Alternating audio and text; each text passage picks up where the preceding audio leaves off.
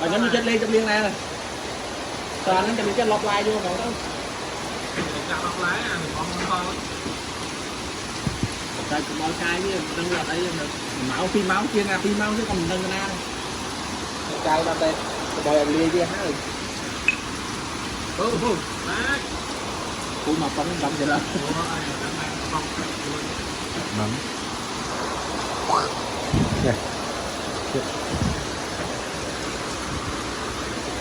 Quên một quả chặt của đấy trần lơm coi chứ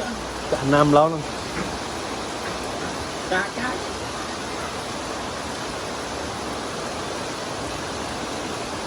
giờ đó cài nhóm mấy đây này ở đây hãy bàn luôn ở đây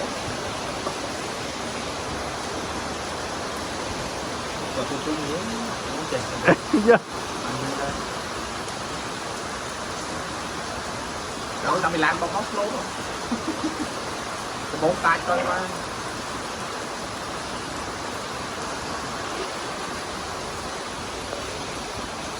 đây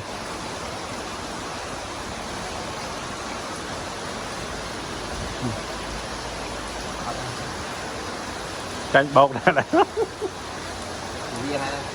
riêng đây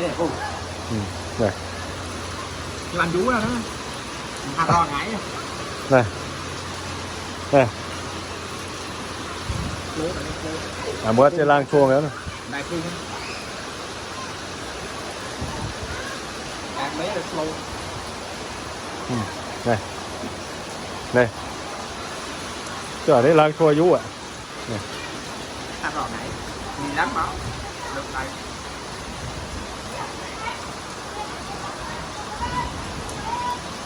muối